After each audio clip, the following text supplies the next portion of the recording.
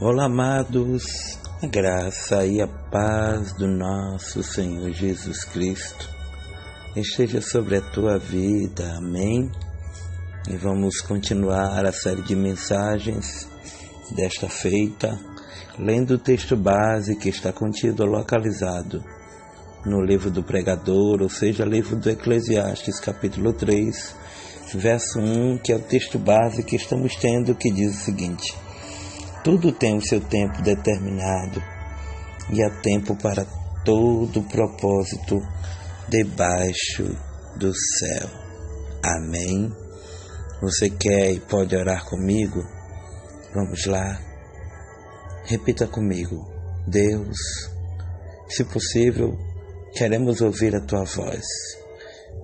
Senhor, tu és aquele que nos conhece, que nos sonda e que sabe exatamente como nos encontramos. Fala conosco, ó amigo Espírito Santo, e brada através da tua palavra. Amém.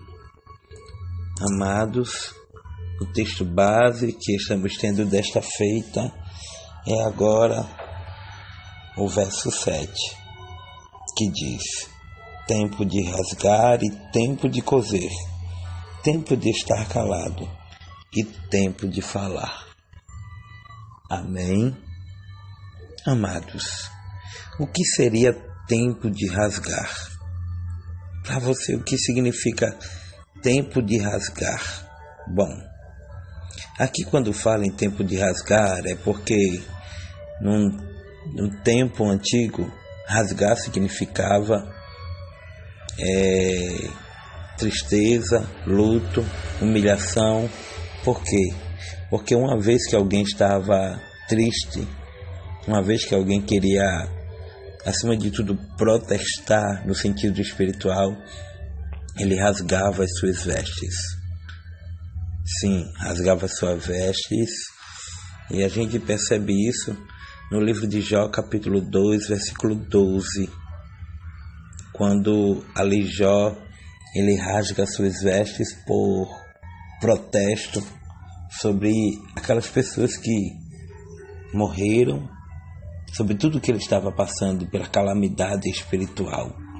Então, rasgar significa isso, significa tristeza, luto, humilhação, significa isso.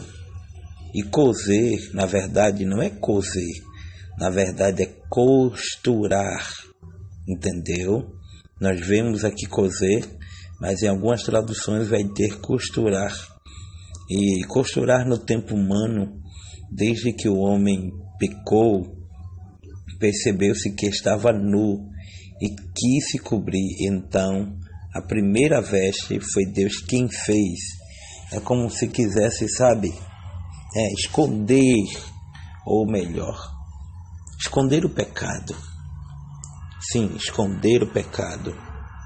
Lá em Gênesis 3, 10 e 11 e o 21, foi Deus quem fez a primeira veste. Infelizmente, a aparência é muito visada pelas pessoas, mas Deus vê nosso interior. Lembra da passagem lá em 1 Samuel, capítulo 16, quando a Bíblia diz que o homem olha o que está diante dos olhos, mas Deus vê o coração. Simbologicamente, existem vestes que precisam rasgar e outras costurar. E o que eu acho interessante é que a Bíblia também fala que a gente precisamos rasgar o nosso coração em arrependimento diante do Senhor. Joel, capítulo 2, versículo 13. E quando a gente percebe acerca de costurar as vestes, a veste de Jesus foi rasgada quando ele foi crucificado, mas a sua capa era inteira, sem costura, como símbolo de que ele era íntegro. E mesmo ele sendo humilhado, ele era íntegro. Jesus ensinou que não se faz remendo de pano novo em pano velho. Lucas 5,36. E com tudo isso, eu preciso trazer-te ao entendimento de tudo aquilo que Deus quer falar. Por quê?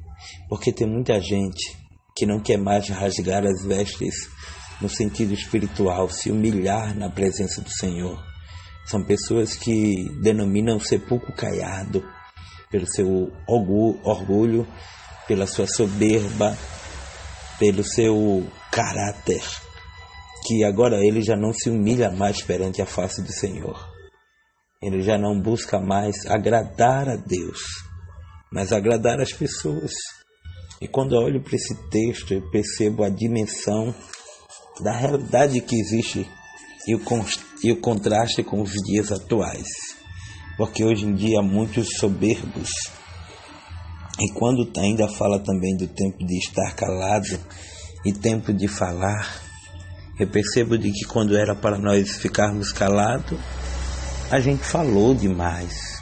E quando era para a gente falar a palavra, a gente se calou. Ora, alguma coisa tem de errado aí. Lembra quando o profeta, ou melhor, quando a gente percebe Zacarias dentro do templo e quando o anjo o aparece, lá em Lucas capítulo 1, versículo 13, o anjo brada dizendo: Zacarias, não temas, a tua oração foi ouvida. E com tudo isso eu percebo de que Zacarias, a princípio, ele duvidou, e por ele duvidar, ele saiu do templo mudo. Sim, porque a Bíblia vai nos dizer de que o que contamina um homem não é o que entra, mas é o que sai. Com tudo isso, eu percebo de que o apóstolo Paulo ele vai citar-nos a dizer algo bem interessante, que melhor é ouvir do que falar.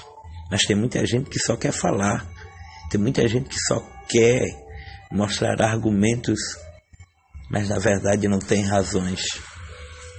E com isso, eu percebo quando o profeta Ezequiel, lá no capítulo 37, ele está ao redor de um vale, e o que eu acho interessante é que a princípio ele não fala nada, ele só fala quando é perguntado por Deus.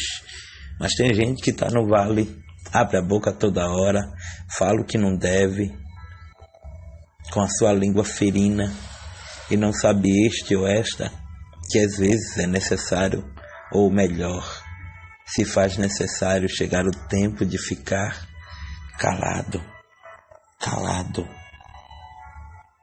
Mas quando eu olho que também existe o tempo de falar, eu percebo que homens foram inibidos de falar aquilo que Deus o consentira.